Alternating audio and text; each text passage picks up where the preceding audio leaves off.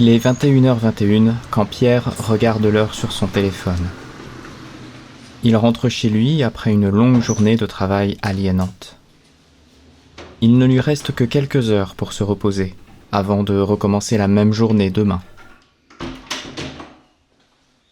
Hier, aujourd'hui, demain, tout est pareil, et cette boucle infernale lui ronge le cerveau.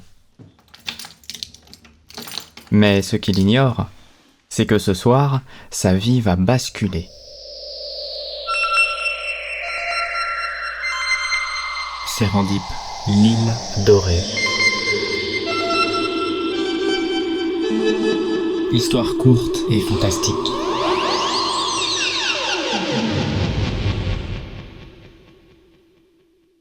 Épisode 4, à travers le mur. Cet épisode rassemble les parties 1, 2, 3 et 4 dans une nouvelle version spécialement adaptée qui contient quelques ajouts bonus. N'oubliez pas d'utiliser votre casque audio pour profiter d'une immersion sonore en 3 dimensions.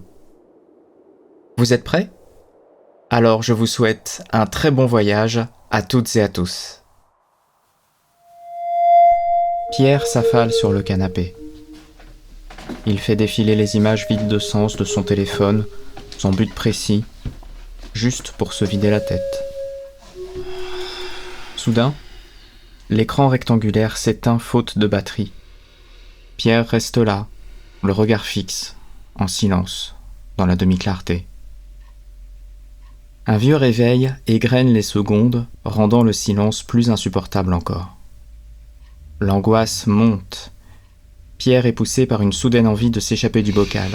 Il se lève du canapé miteux et fait face au mur. Il caresse le vieux papier peint granuleux, mais la sensation le dégoûte. C'est alors que ses doigts s'enfoncent dans la matière, qui ondule mollement. Pierre est comme aspiré. Une main, un bras, puis une jambe. Son corps est à présent partagé entre deux mondes. Il regarde une dernière fois l'appartement triste, sans remords, et plonge, les yeux grands ouverts, à travers le mur.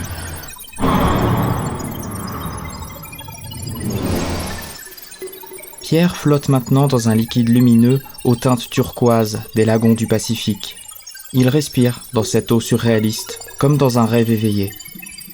Derrière lui, son appartement aux fenêtres aveugles n'est plus qu'un cube gris, ridicule dans l'immensité bleue. Ici, plus rien ne différencie le haut ou le bas.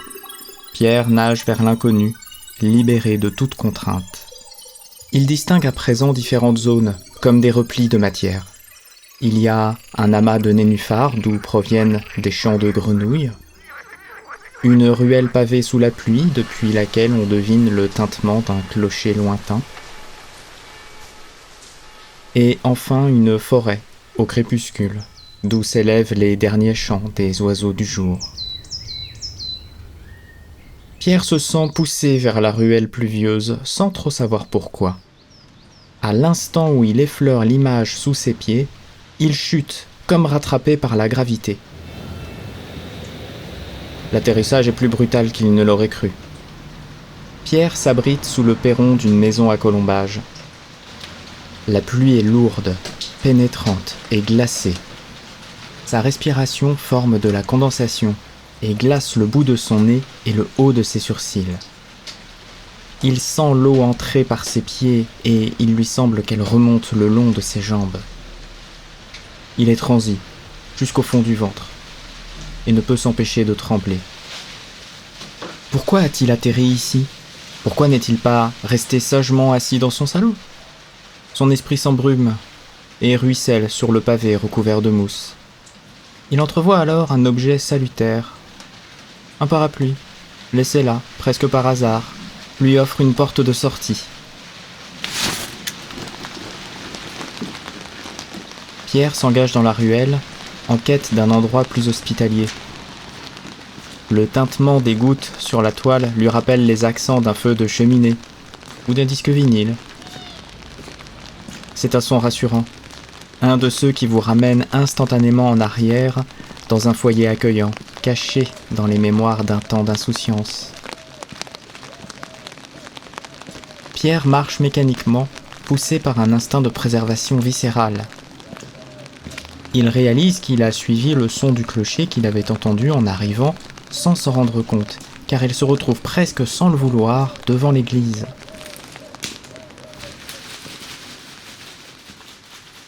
Par chance, la porte est ouverte.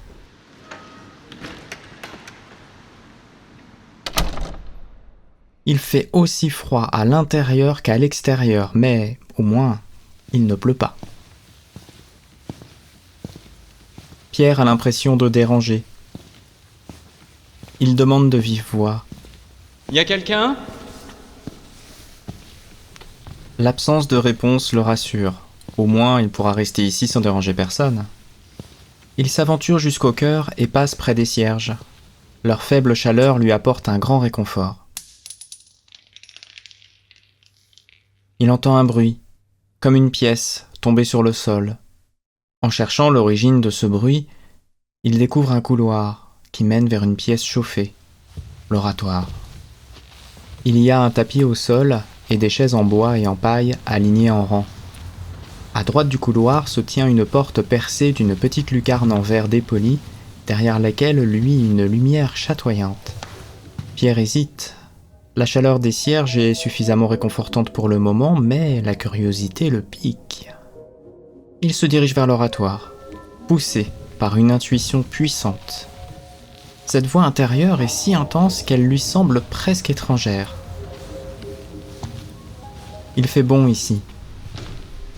Le son des pas de Pierre est étouffé par des tapis épais enchevêtrés au sol. Il devine d'anciens motifs que le temps et les prières ont limés. L'oratoire semble s'allonger à mesure qu'il approche de l'autel en marbre. Une croix de métal le surplombe, exhumant le corps sombre et meurtri du Christ.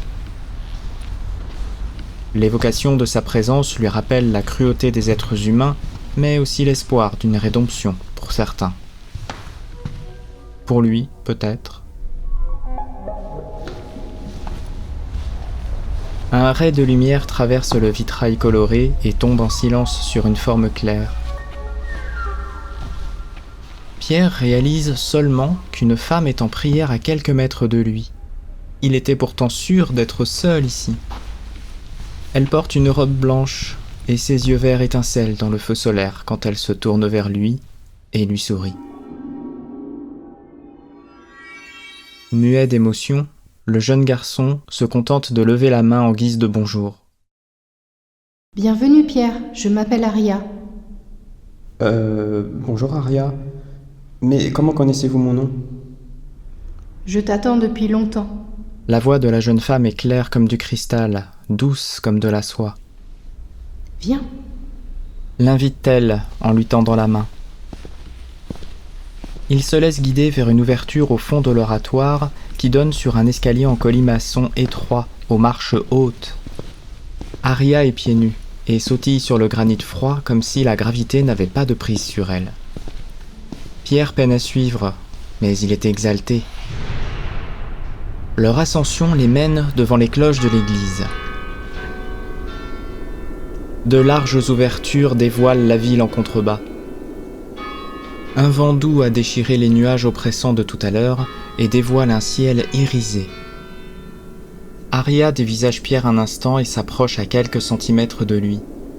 Il peut sentir le parfum subtil de sa peau, le souffle tendre de sa respiration qui gonfle sa poitrine. Ses yeux, plongés dans les siens, il entrevoit des galaxies incandescentes, réalités électriques.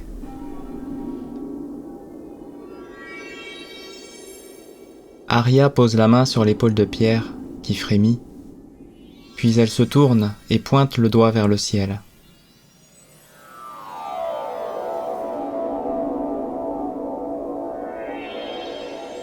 Un losange de cristal se tient là, suspendu en silence près du clocher. Aria s'avance vers lui sans craindre le vide. Une lueur sous ses pieds la fait léviter jusqu'à l'intérieur sans qu'aucune porte ne soit ouverte. Pierre la suit, hypnotisé par sa beauté d'un autre monde.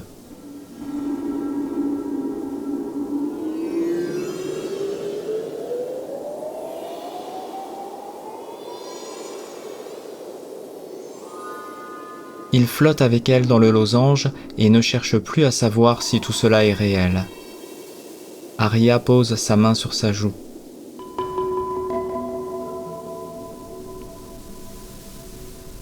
Tu as déjà vécu tout ça, mais je dois te le demander encore une fois. Me demandez quoi? Où tu veux aller? La Lune, le vaisseau mère ou bien quitter le système solaire? Pierre ressent à nouveau une forte intuition qui se manifeste très clairement dans son esprit.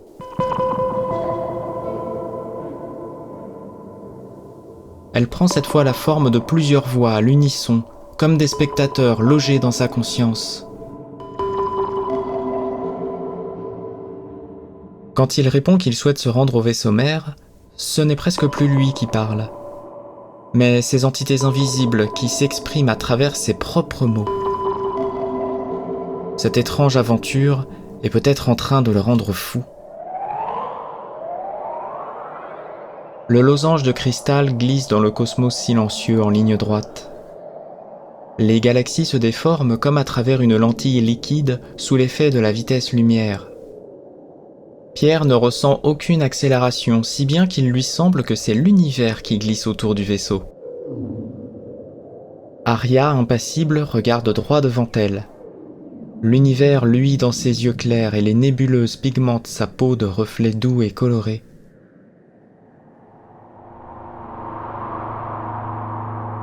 Une masse titanesque fait éruption juste au-dessus d'eux. Une dalle de la taille d'une planète, sombre et taillée d'arêtes luminescentes éparses, les attire. C'est le vaisseau mère. Ses dimensions sont si démesurées qu'à son approche, la surface semble s'éloigner sans fin. Le losange d'Arya s'est arrêté et ils sont maintenant entourés de formes fractales infinies, de tangentes vertigineuses et de replis de perspectives. Pierre ne s'est pas rendu compte à quel moment ils étaient passés de l'extérieur à l'intérieur. Arya descend sur une plateforme d'ardoise noire et l'invite à la suivre. L'air est frais et iodé, presque métallique, et laisse à Pierre comme un goût d'albâtre sèche dans la bouche. La plaque sombre s'éloigne du vaisseau rapidement et les dépose devant un bâtiment pyramidal en quartz blanc d'une quinzaine de mètres de haut. Ils descendent de la dalle flottante qui retourne aussitôt à son point d'origine. C'est alors qu'Arya prend Pierre dans ses bras et l'embrasse avec une grande tendresse. Ses lèvres sont douces, chaudes et encore plus tendres qu'il ne l'imaginait. Bravo, c'est la première fois que tu choisis de venir ici. Pierre est troublé et dérouté à la fois. Que veux-tu dire? Il y a eu d'autres fois? En guise de réponse, Arya lui prend la main et l'entraîne dans l'ouverture triangulaire couleur ultraviolet qui leur fait face. Une fois à l'intérieur, un silence écrasant l'oppresse, comme dans une chambre anéchoïque. Après un long couloir, il débouche sur une salle circulaire au centre de laquelle se dresse une console cubique. Arya l'effleure et des dizaines de pastilles circulaires brillantes apparaissent autour d'eux. Des images animées s'y matérialisent. On y aperçoit un personnage qui évolue dans des décors variés et vit des dizaines de situations différentes. En y regardant de plus près, Pierre réalise qu'il s'agit de lui. Mais il n'a aucun souvenir d'avoir vécu ces situations. Les scénarios sont plus incroyables les uns que les autres. Tantôt, une fée se matérialise devant lui dans un marécage rempli de grenouilles. Tantôt, il fait face à une tour d'ivoire ou bien assiste à une cérémonie magique sous un dolmen couvert de runes ancestrales. Arya vient à son secours. Ces écrans te montrent des réalités alternatives que tu aurais pu vivre après avoir traversé le mur. Comment c'est possible? Tu es dans un vaisseau qui voyage dans des dimensions parallèles. Pierre s'empresse de lui poser une question qui lui brûle les lèvres depuis un moment. Depuis que je suis parti de chez moi, j'entends des voix dans ma tête. Sois franche, Je suis en train de perdre la boule. Non, ces voix sont un effet secondaire du voyage multidimensionnel. Alors c'est juste une hallucination, elles ne sont pas réelles. Arya soupire puis hésite un moment avant de tout lui révéler. Le voyage multidimensionnel nous donne la faculté de les entendre. Mais en réalité, ces voix contrôlent tous nos choix depuis toujours. Et comment ça depuis toujours? Mais c'est absurde, et le libre arbitre alors? Une illusion, parmi tant d'autres. Mais d'où elles viennent ces voix? Et qui sont ces gens? Ce sont des êtres d'une dimension supérieure. Non, c'est impossible. Je sais que c'est difficile à croire. Certains d'entre nous sont devenus fous en le découvrant, mais c'est pourtant la vérité. Mais alors, on ne choisit jamais rien nous-mêmes? Non. Alors quoi, on est des pantins dans un genre de jeu vidéo? D'après nos calculs, il semblerait que nous soyons des personnages dont ils écoutent les aventures dans un livre audio, et que nous prenions vie dans leur imagination. Pierre se met à paniquer. Non, je refuse de le croire. Au fond de toi, tu sais que c'est la pure vérité. Pierre est assommé, sidéré par la révélation glaçante d'Arya. Il sent sa poitrine se serrer et balaie les images sans substance qui virevoltent autour de lui avant de vaciller. Arya fait apparaître une bulle molle et tiède derrière lui sur laquelle il tombe à la renverse. Quand il reprend ses esprits, elle lui offre un verre d'eau et s'allonge près de lui. Ils se regardent avec intensité, sans un mot, puis Arya pose la main sur la joue de Pierre. Il y a une solution. Vraiment? Oui. Il te faut contourner les voix dans ta tête en t'influençant toi-même. Pierre fronce les sourcils, perplexe. Arya l'aide à se relever. Un rectangle se dessine au sol et dévoile une ouverture vers un escalier qui descend en colimaçon.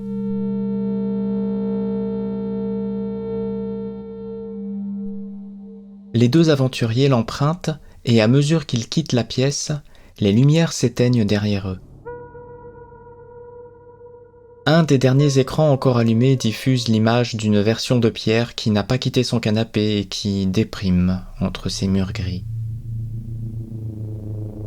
Ils descendent vers les profondeurs vertigineuses du vaisseau.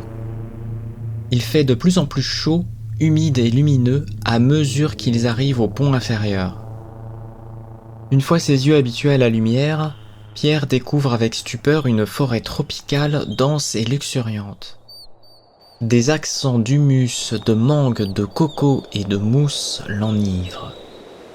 Un soleil improbable passe à travers les feuillages qui bruissent au loin au-dessus de leur tête. Le jeune homme est désorienté.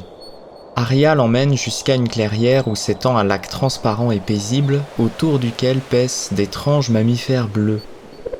Au loin, Pierre devine de petites maisons blanches et rondes agglomérées entre la roche et la forêt. Arya rentre dans le lac jusqu'au mollet. Pierre la suit, confiant. Un tentacule rose sort de l'eau et s'approche de lui. Il se pose doucement sur son thorax et s'allume à son contact.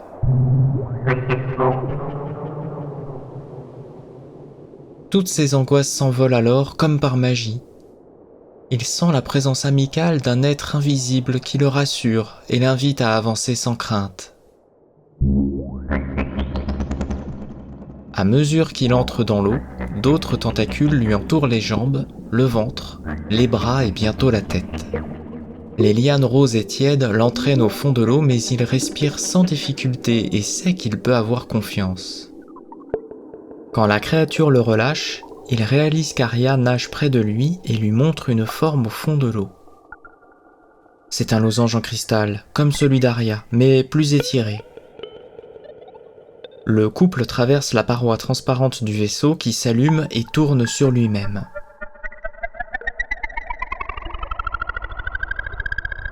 Pierre sent qu'il en a le contrôle par instinct. Arya semble satisfaite. Maintenant que tu as ton prisme, projette-toi dans le passé pour t'influencer toi-même. Mais je dois revenir quand? Tu le sais déjà. Pierre réfléchit, puis réalise que la jeune femme a vu juste. Il sait.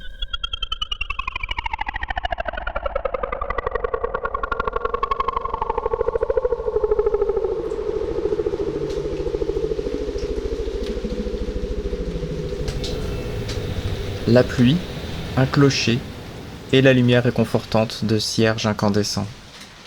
Pierre est revenu dans l'église où il s'était abrité plus tôt. La grande porte s'ouvre et le couple se cache derrière une colonne de marbre. Le Pierre du passé entre et se dirige vers les cierges. Y a quelqu'un ? Il ne faut surtout pas lui répondre, pour ne pas l'effrayer. Le Pierre du futur se souvient que quelque chose lui avait forcé la main pour aller vers l'oratoire. Il fouille dans sa poche et trouve la pièce de monnaie qu'il avait ramassée.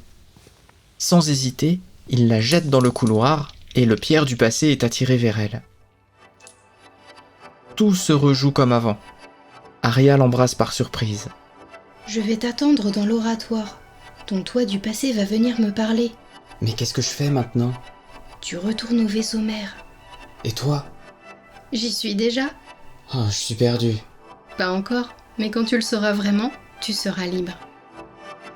Elle l'embrasse à nouveau avant de se dérober pour mieux rejoindre son autre lui. C'est alors que Pierre comprend tout.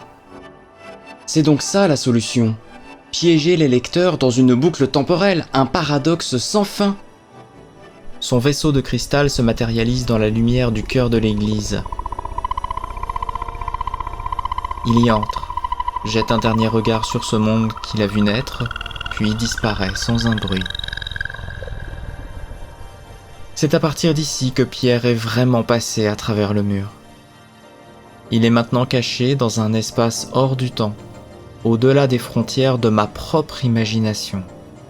Il va probablement rejoindre Aria et ensemble ils chercheront peut-être d'autres humains à sauver dans les multiples espaces-temps. Mais je ne pourrais le dire avec certitude. Je ne sais pas ce qu'ils font de leur existence.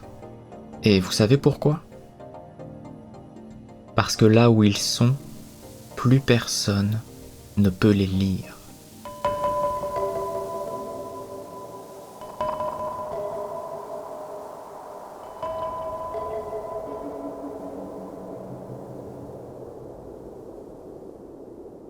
Merci à toutes celles et ceux qui ont participé au choix de cet épisode, même si Pierre et Aria vous ont démasqué. En influençant l'histoire, vous avez contribué activement à la sérendipité de l'écriture, et j'espère que cette expérience vous a amusé. Un grand merci également à Heidi Doody qui prête sa voix à Aria. Vous pouvez la suivre sur son Instagram Heidi Doody ainsi que sur TikTok.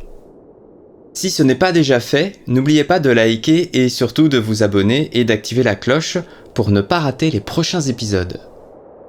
Retrouvez Serendip en vidéo sur la chaîne YouTube Serendip l'île dorée, ainsi qu'en podcast audio sur Spotify, Apple Podcast et sur les principales plateformes de distribution. Vous pouvez bien sûr suivre toute l'actualité de Serendip sur Instagram, Facebook et TikTok. Tous les liens des réseaux sociaux sont dans la description, ainsi que l'adresse du site web officiel de Serendip. C'était Patrice, à bientôt sur l'onde de la sérendipité.